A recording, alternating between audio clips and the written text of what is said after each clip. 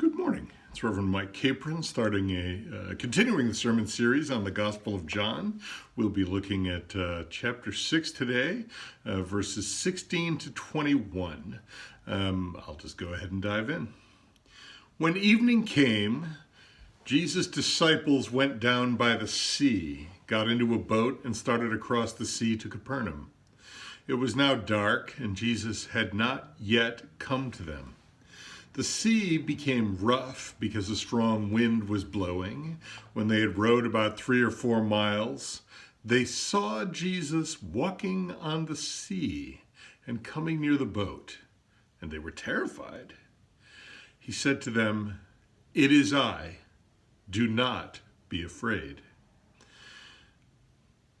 Then they wanted to take him into the boat, and immediately the boat reached the land toward which they were going.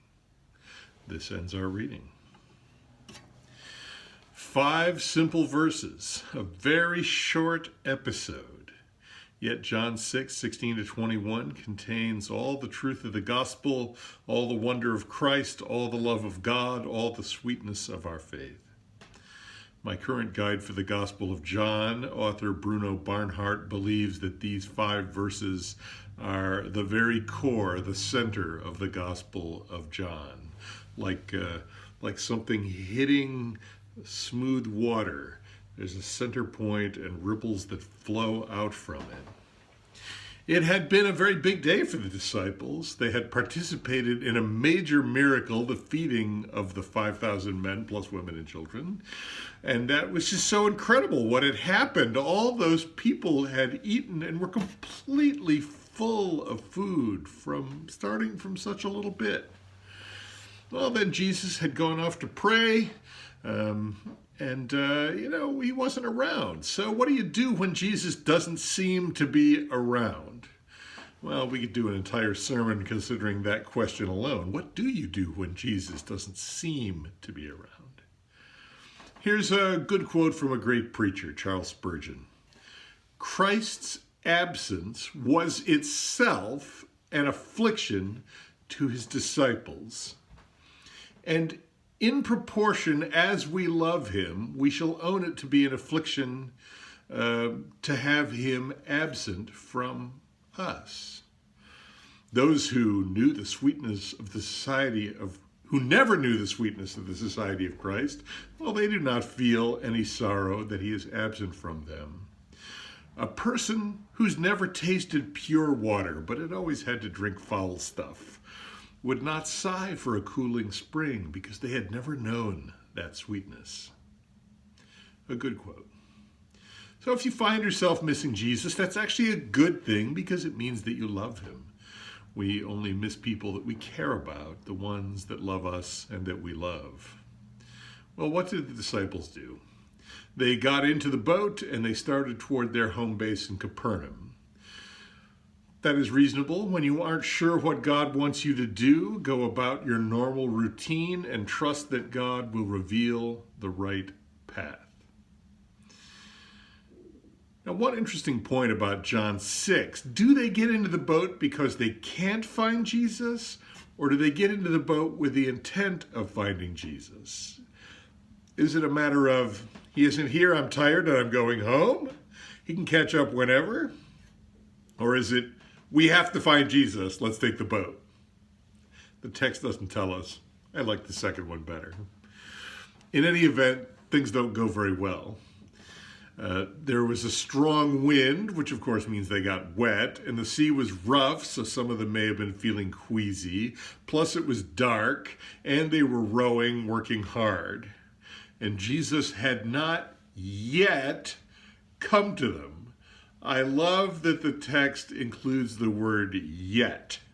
It shows their faith despite all the obstacles they faced, regardless of how hard everything was at that moment, despite the fact that everything seemed dark. They had faith that Jesus would come to them. He simply had not come yet. And that faith would be justified. The next thing we hear is that this strange thing happens. They see Jesus walking on the sea and coming near the boat, and they were terrified. They have been looking for Jesus. They have been waiting for Jesus. Then they finally see Jesus, and they're terrified. Why? Because he's walking on the water. That's why. The famous 4th century preacher John Chrysostom says this about it. The miracle was too great to suit their infirmity.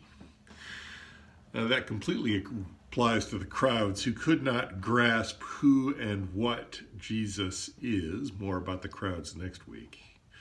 But it also applies to the disciples, the ones who want to be with Jesus, but in that particular moment just couldn't handle it.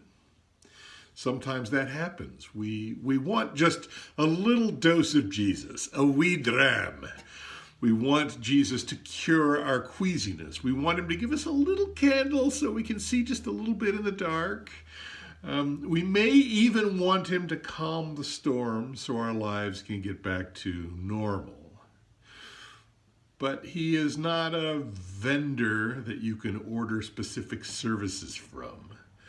His miracles are not commodities sold for our convenience. In fact, he does not bend himself to our will at all. He stands there upright, strong, on the water, and says what may be the most amazing thing in the Gospel of John: I am. Do not be afraid. 2 little words, I am. Eimi ego in the Greek. It is perfectly legitimate to translate them, it is I, as most Bibles do. If I'm upstairs in my house and I hear the front door open, I might call down and say, Lynn, is that you? And then she might say, eimi ego? Yes, it is I. Or she might say, eimi ego gainai? I am your wife. That is a statement of identity and relationship. It tells me who she is. Some people think and assign special significance to Jesus saying, eimi ego in this moment. They think it is a statement of his identity. I am. It harkens back to Exodus 3, where Moses encounters God in the burning bush. Moses asks whom he should say sent him, and God answers, I am who I am. He said further, thus you shall say to the Israelites, I am has sent me to you. And so when Jesus, the Word made flesh, says, I am, he is pronouncing the divine name, the name of God. He's identifying himself with God in a stark, blatant manner. And he follows it up immediately with, don't be afraid. On one level, perhaps it just means don't be afraid of the storm or don't be afraid of the fact that he's walking on the water. But at another level, it may well mean don't be afraid of anything. It is I, God, the Word made flesh, the light and life of all people, the light that shines in the darkness, and the darkness will not overcome it. From his full and unadulterated presence we have received grace upon grace and love upon love. The Word became flesh and lived among us, and we have seen his glory, the glory as of a Father's only Son, full of grace and truth. And this is the moment in John's Gospel when the disciples get it.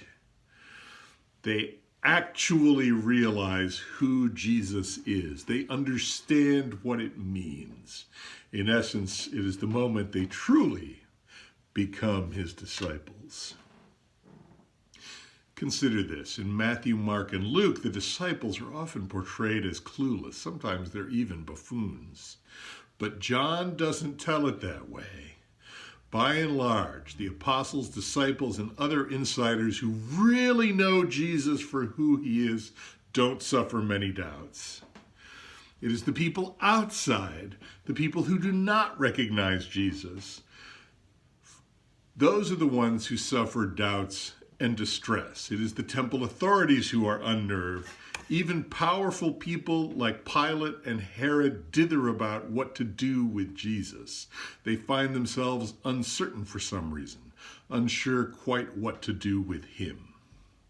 They sense something of the truth, but they can't quite break through to it.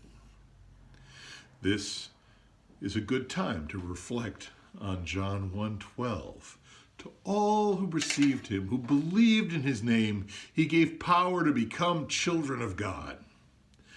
Let us make every effort to do that, to receive Jesus with all that we have. Back to John 6.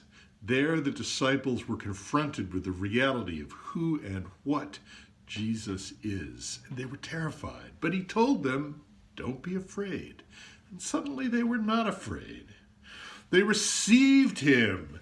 The text says they were ready to take him into the boat. It's an interesting question as to whether he ever got into the boat or not. Text doesn't say that. What it does say is that they immediately arrived at the destination they wanted to get to. That happens with Jesus.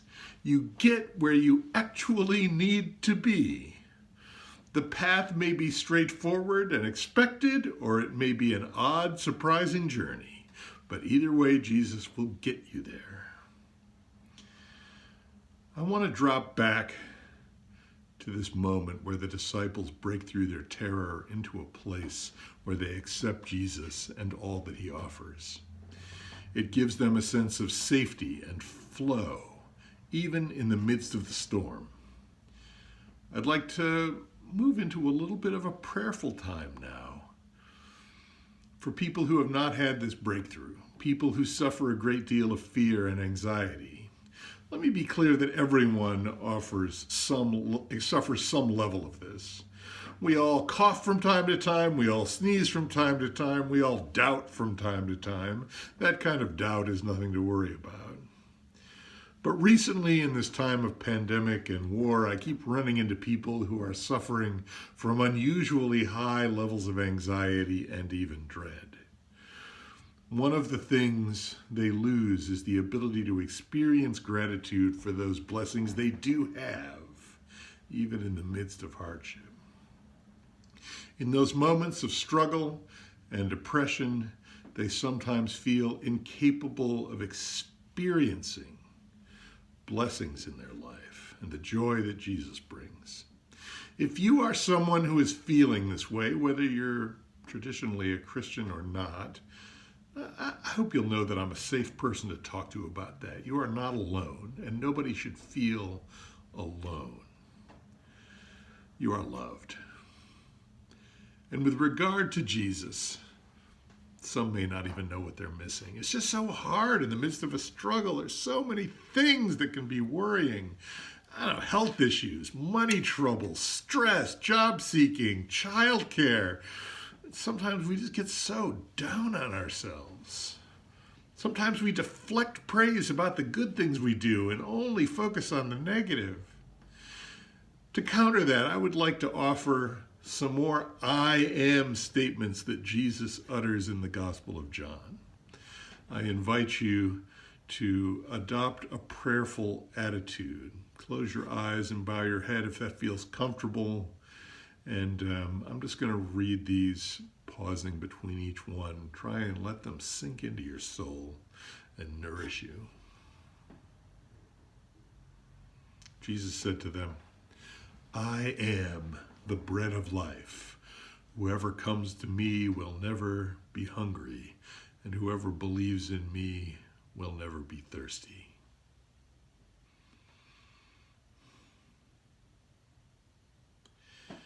Again, Jesus spoke to them, saying, I am the light of the world. Whoever follows me will never walk in darkness, but will have the light of life.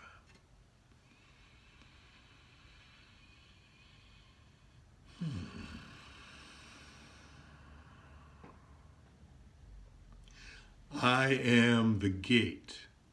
Whoever enters by me will be saved, and will come in and go out and find pasture.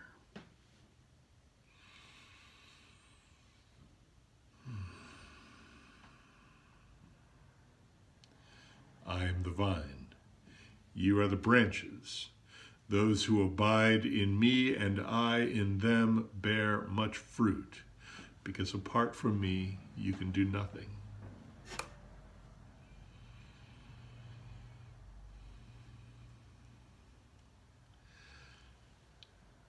I am the resurrection and the life. Those who believe in me, even though they die, will live.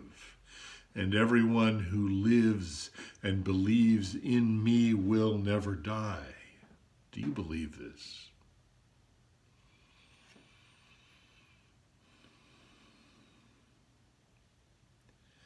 I am the way, the truth, and the life. No one comes to the Father except through me.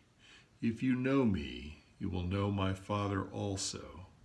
From now on, you do know him and have seen him. Amen, my friends.